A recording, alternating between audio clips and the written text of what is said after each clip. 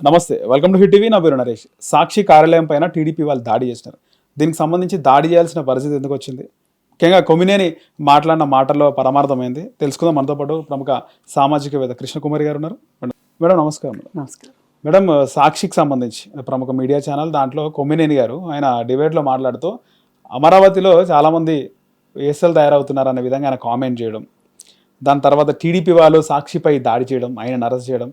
కానీ ఇక్కడ దారుణమైన సంఘటన ఏంటంటే చాలామంది కొమ్మినేని మాట్లాడిన మాటలు సమర్థిస్తూ మాట్లాడుతున్నారు వైసీపీ వాళ్ళు. దీనికి సంబంధించి సజ్జల రామకృష్ణారెడ్డి కూడా ఆయన కూడా మాట్లాడుతూ వీళ్ళంతా కూడా రాక్షసులు, పిశాచులు, సంకర జాతికి చెందిన వాళ్ళని కూడా మాట్లాడడం జరిగింది. ఆయన కూడా నోరు జారిండి. వీళ్ళిద్దరిపైన ఏం చెప్తారు మేడం? అసలు వాళ్ళు ఒక రాజకీయ ఉద్దేశంతో ఆ టీవీ ఛానల్లో ప్రోగ్రాము, అది ప్రీ స్క్రిప్టెడ్ ప్రోగ్రామ్. వాళ్ళు ఇలా మాట్లాడాలి అనుకుని వచ్చారు అక్కడికి. ఇప్పుడు మనకి ధోరణి తెలిసిపోతుంది, ఇది మధ్యలో వచ్చిన టాపిక్కా లేకపోతే ఇప్పుడు మాట్లాడుకునే దాంట్లో భాగంగా వచ్చిందా లేకపోతే ఇది కావాలని మాట్లాడారా అనేది అర్థమైపోతుంది.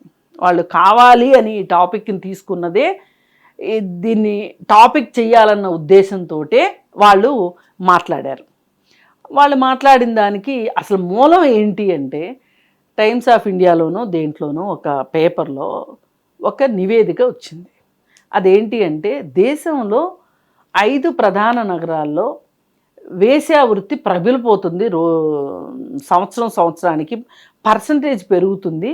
దీంట్లో మొదటి 5 స్థానాలు కర్ణాటక, ఆంధ్రప్రదేశ్, తెలంగాణ, మహారాష్ట్ర, ఢిల్లీ ఉన్నాయి అని పర్సంటేజ్ల ప్రకారం మాట్లాడారు. మాట్లాడితే దానిని రాష్ట్రం మొత్తానికి మొత్తంలో ఉన్న దాన్ని బట్టి వాళ్ళు మాట్లాడారు. కానీ వీళ్ళు మాట్లాడింది ఏంటి? వీళ్ళు అమరావతి పరిసర ప్రాంతాలు అని మాట్లాడారు.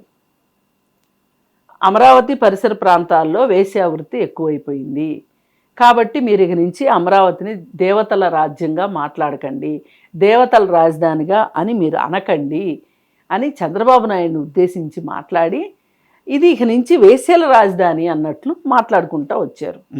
మాట్లాడుకుంటూ వచ్చి దానికి ఈయన ఒక 150 స్వచ్ఛంద సంస్థలు ఆ చుట్టుపక్కల ఉన్న వాళ్ళందరికీ పౌష్టికాహార లోపం వస్తే వాళ్ళందరికీ తిండి పెడుతున్నారు, ఆ ఏరియాలో ఎయిడ్స్ కూడా బాగా ప్రబలిపోయింది అని చెప్పుకుంటూ వచ్చారు కృష్ణరాజు గారు. ఇది పూర్తిగా నిరాధారమైన విషయం. ఎందుకంటే 150 స్వచ్ఛంద సంస్థలు, 145 స్వచ్ఛంద సంస్థలు అమరావతి పరిసర ప్రాంతాల్లో పనిచేస్తున్నాయి అని చెప్పటం ఒట్టి బూటకమైన మాట. ఎందుకంటే అమరావతి పరిసర ప్రాంతాల్లో ఉన్నదే ఒక 50 గ్రామాలు. మనం ఏదైనా ఒక రేడియస్ తీసుకుంటే ఆ జిల్లాలో ఇప్పుడు అమరావతి అది అమరావతి జిల్లానా లేకపోతే ఏదో ఒక జిల్లా అయ్యి ఉంటుంది కదా, ఆ జిల్లా మొత్తంగా కూడా విజయవాడ, గుంటూరు కూడా వచ్చే అవకాశం ఉంటుంది. విజయవాడ, గుంటూరు ప్రకారంగా చూస్తే కూడా 150-145 స్వచ్ఛంద సంస్థలు ఉన్నాయంటే జిల్లాకు సంబంధించి చెప్తున్నాను. ఇప్పుడు వాళ్ళు చెప్పింది ఆ ఏరియా గురించి కదా వాళ్ళు చెప్పారు. పరిసర ప్రాంతాలంటే ఏమొస్తాయి? కృష్ణా, గుంటూరు జిల్లా వస్తాయి, అంతే కదా. ప్రకాశం జిల్లా దాకా కూడా వెళ్ళాల్సిన పని లేదు కదా. మరి ఈ 2 జిల్లాల్లో 145 స్వచ్ఛంద సంస్థలు ఉన్నాయా? అలాగే ఎయిడ్స్ ప్రబలింది అని చెప్తున్నారు. అసలు ఇవాళ ఎయిడ్స్ గురించి పెద్దగా ఎవరు మాట్లాడుకోవట్లే. అది ఒక టాపిక్ కాదు. ఇది ఒక 15 సంవత్సరాల క్రితం ఎయిడ్స్ గురించి మాట్లాడుకున్నాం. ఇప్పుడు ఎవరు మాట్లాడుకోవట్లే ఎయిడ్స్ గురించి. అంటే ఎయిడ్స్లో కూడా లేరని కాదు, ఉంటారు. కానీ ఎయిడ్స్ చాలా వరకు నిరోధించబడింది. అంటే దానిని మనం ఎఫెక్టివ్గా ఎయిడ్స్ కంట్రోల్ బోర్డు ద్వారా ప్రభుత్వాలు విశేష కృషి చేసి, కేంద్ర ప్రభుత్వం నుంచి రాష్ట్ర ప్రభుత్వాల వరకు ఎన్జిఓలు అందరూ కలిసి సమిష్టిగా పనిచేసి ఎయిడ్స్ని ఎదుర్కోగలిగారు, ఎయిడ్స్ అనే భూతాన్ని. మరి అలాంటప్పుడు అక్కడ ఎయిడ్స్ ఉందని నువ్వు ఎట్లా చెప్తావు? పైగా ఎయిడ్స్ ఏమి ఉంటే గనక వేశ్యావృత్తి వలన ఎయిడ్స్ వస్తుంది అని మనం అనుకుంటే అది వాస్తవం కూడా కాదని కాదు. మరి అలాంటప్పుడు కలకట్టాలో వేశ్యావాటికలు ఉన్నాయి, బాంబేలో ఉన్నాయి వేశ్యావాటికలు. మరి అక్కడ ఎక్కువ రావాలి కదా, అవును. ఇక్కడ ఎలా వస్తుంది? అంటే మొత్తానికి అమరావతిలో మంచి లేదు, చెడు ఉంది, అంత చెడు, రోగాలు ఉన్నాయి, వ్యాపారం నడుస్తుంది, ఎవరు అక్కడ ఉండొద్దు, ఎవరు ల్యాండ్స్. పైగా ఇంకొకటి ఏంటి వాళ్ళు చెప్పదలుచుకున్నది, అమరావతిలో అది ఒక పవిత్ర భూమి అని మీరు అంటున్నారు, కానీ అక్కడ జరిగే అపవిత్ర కార్యక్రమాలు జరుగుతున్నాయి, ల్యాండ్ దందాలు జరుగుతున్నాయి, కమిషన్ల వ్యవహారం జరుగుతుంది, అది జరుగుతుంది, ఇది జరుగుతుంది, ఏవేవో టీడీపీ గవర్నమెంట్ వచ్చినప్పుడు జరుగుతున్నట్టు అని అని వాళ్ళు అన్నారు. అయితే దీని మీద అందరికీ కోపం వచ్చింది. వాళ్ళు మాట్లాడింది ఏ మాత్రం కరెక్ట్ కాదు. అసలు నివేదికలో ఉన్నది వేరు, వీళ్ళు మాట్లాడింది వేరు, వీళ్ళు కావాలనే మాట్లాడారు. సరే, దాన్ని కొంతమంది వ్యతిరేకించినప్పుడు వీళ్ళు పెద్ద మనిషి తరహాగా చేయాల్సింది ఏంటంటే వినమ్రంగా, మేము అలా అనుకోలేదు, అనుకోకుండా చర్చకు దారి తీసింది, బాధపడుతున్నారు కదా, మీరు బాధపడకండి, క్షమించండి అంటే అయిపోయేది సింపుల్గా. నిప్పుల్లో నీరు పోసినట్టు అయిపోయి ఉండేది. వాళ్ళు కూడా ఇంత అల్లరి చేసేవాళ్ళు కాదు. కానీ మీరేం చేశారు, అగ్నికి ఆజ్యం పోసినట్టు మళ్ళీ ఆ కృష్ణరాజు అని ఆయన వచ్చేసేసి నేను అలా కాదు నేను అన్నది, నేను ఇలా అన్నాను అని అప్పుడు నివేదిక గురించి మాట్లాడుతున్నాడు. మరి ఆ నివేదికలో అమరావతి చుట్టుపక్కల ప్రాంతంలోనే వేశ్యావృత్తి ఉంది అని చెప్పి ఉందా ఆ నివేదికలో? ఆంధ్రప్రదేశ్ అంటే కేవలం అమరావతేనా? అమరావతి చుట్టుపక్కల ప్రాంతాలేనా? ఆంధ్రప్రదేశ్లో కొన్ని ప్రాంతాలు వేశ్యావృత్తికి ఏమనాలి చిరునామాలుగా ఉంటాయి. గోదావరి జిల్లాలో కొన్ని ప్రాంతాలు కావచ్చు, గుంటూరు చిలకలూరుపేట కావచ్చు, లేకపోతే రాయలసీమలో కొన్ని ప్రాంతాలు కావచ్చు ఉంటాయి. మరి ఉన్నంత రాష్ట్రం అంతా విస్తరించి ఉన్నదానికి మీరు కేవలం అమరావతి దగ్గరే అని అనడం వెనకమాల మీ ఉద్దేశం ఏంటి? అమరావతిని వీలైనంత వరకు తొక్కేయాలి, ఆ అమరావతి అనే భావననే మీరు పాత్ర వేయాలి, మీ ఉద్దేశం అది. అందుకు మీరు ఈ విధంగా ఇలాంటి వ్యాఖ్యలు చేశారు. సరే, ఇవన్నీ చాలనట్లు అగ్నికి ఆజ్యం పోసినట్టు ఇవాళ సజ్జల రామకృష్ణారెడ్డి గారు ఆయన్ని ఎప్పుడైతే కేఎస్ఆర్ని అరెస్ట్ చేశారో, అరెస్ట్ చేసిన సందర్భంలో ఆయన కూడా 50 ఏళ్ల జర్నలిజం అనుభవం ఉన్న వ్యక్తిని ఈ విధంగా అరెస్ట్ చేస్తారా అని చెప్పి ఆయన చాలా బాధపడిపోతున్నాడు. మరి మీకు అంత అనుభవం ఉంటే మీరంత అనుభవశూన్యంగా ఎట్లా మాట్లాడారు? సందర్భం ఏంటి? ఆ నివేదిక వచ్చిన సందర్భం ఏంటి? మీరు మాట్లాడిన సందర్భం ఏంటి? పైగా ఒకళ్ళొకళ్ళు హెచ్చరించుకోవటాలు. మీరు ఇప్పుడు ఇంత పెద్ద విషయం మాట్లాడారు, ఈ విషయం మాట్లాడినందుకు మీరు ట్రోల్ అవుతారు అని ఆయన తరఫున ఈయన వకాలతో పుచ్చుకోవటం, అయినా పర్వాలేదు చూసుకుందామని ఆయన చెప్పటం, ఇంత చేసి ఇప్పుడు ఆ కృష్ణరాజు ఎక్కడున్నాడో తెలియదు, పరారీలో ఉన్నాడు. ఈయన కేఎస్ఆర్ అరెస్ట్ అయ్యాడు.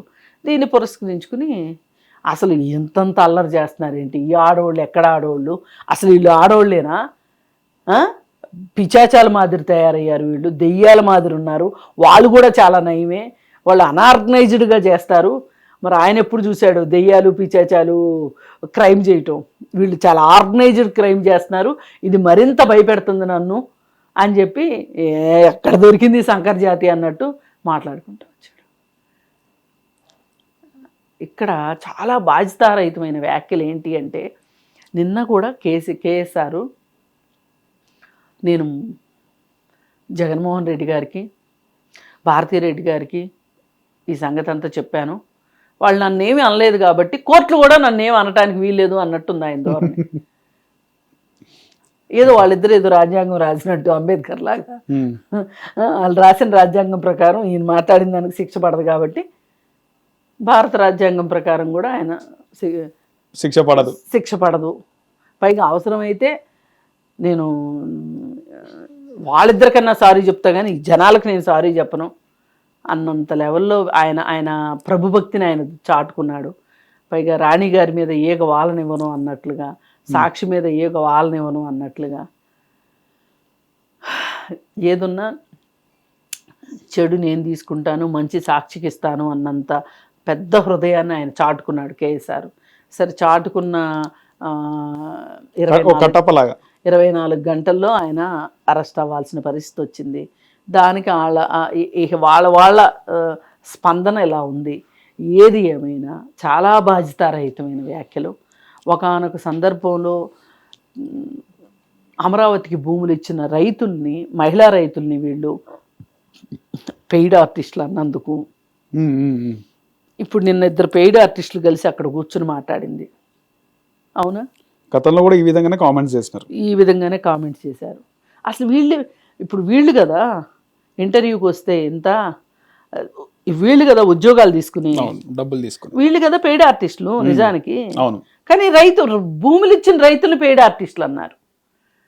వాళ్ళ కూకటిపల్లి ఆంటీలు అన్నారు. పట్టు చీరలు కట్టుకుంటున్నారు, నగలేసుకుంటున్నారు, ఇలా రకరకాల మాటలు మాట్లాడారు ఆ మహిళల్ని. వాళ్ళని కొట్టారు, వాళ్ళని బట్టలోడు తీసి మరీ కొట్టారు, రక్తాలు వచ్చేటట్లు కొట్టారు, వాళ్ళని ఉద్యమం చేయనీకోకుండా ఇంత చేశారనే కక్ష అనమాట, అక్కసు అనమాట. ఆ అక్కసు మనం ఎంత అమరావతిని లేకుండా చేద్దామని చేస్తే ఈ మహిళలు అమరావతిని ఎంత ఇదిగా సాధించుకున్నారు కాబట్టి ఈ మహిళల మీద మాకు ఇంత కక్ష ఉంది అని వాళ్ళ కక్ష అంతా చూపించేసుకున్నారు ఆ ఇద్దరు, ప్లస్ సజ్జల రామకృష్ణారెడ్డి గారు. పైగా ఇంకో ఇద్దరు ఎవరు అంటే ఆ ఇద్దరు జగన్మోహన్ రెడ్డి గారు, భారతీరెడ్డి గారు. వాళ్ళు కూడా ఏమీ ప్రకటన ఇవ్వకపోవటం వెనకమాల ఏమనిపిస్తుంది? వీళ్ళందరికీ ఇష్టం ఇలా మాట్లాడటం, అమరావతిని ఇలా మాట్లాడడం వీళ్ళందరికీ బురద జల్లడం. వీళ్ళున్నంత అమరావతి సజావుగా జరగటం వీళ్ళకి ఇష్టం లేదు. ఈ పరిస్థితిలో ఉంది. ఏది ఏమైనప్పటికీ 50 చోట్ల కేసులు నమోదైనవి, 50 పోలీస్ స్టేషన్లో కేఎస్ఆర్ పైన. ఇప్పుడు కేఎస్ఆర్ రేపు కృష్ణరాజు దొరికినా అంతే అవుతాయి, వీళ్ళందరూ ఫైల్ చేస్తారు. ఇప్పుడు సంకరజాతి అన్నందుకు గాను సజ్జల గారి మీద కూడా కేసు అయ్యే అవకాశం ఉంది. మాట్లాడారు. అసలు ఈ విషయం మొత్తం మీద ప్రజలకి, అమరావతి ప్రాంత ప్రజలకు సారీ చెప్పకపోవటం, భారతి గారి దీనికి కూడా ఆవిడ మొండితనానికి కూడా మహిళగా అది కూడా ఆమె తాడేపల్లి ఏరియాలోనే ఉంటుంది, వాళ్ళ ఇల్లు తాడేపల్లిలో. సరే, ఏది ఏమైనా వీళ్ళందరూ స్పందించకపోవటం వెనకమాల, స్పందించినా సరిగా స్పందించటం అంటే నెగిటివ్గా స్పందించారు వీళ్ళు, పాజిటివ్గా స్పందించలా. వాళ్ళందరూ కూడా డైజెస్ట్ చేసుకోలేకపోవటం. ఇప్పుడు వీళ్ళందరూ కలిసి ఎవరి నెత్తి మీద వాళ్ళు భస్మాసుర హస్తాలు పెట్టుకొని వైసీపీ పార్టీని భూస్థాపితం చేసేదానికి వీళ్ళందరూ కంకణం కట్టుకున్నారేమో అనిపిస్తుంది. ఏది ఏమైనా ఆ మహిళలకి మట్టుకు భరోసా ఏంటి అంటే వాళ్ళు కేసు పెట్టారు, అరెస్ట్ అయ్యేది,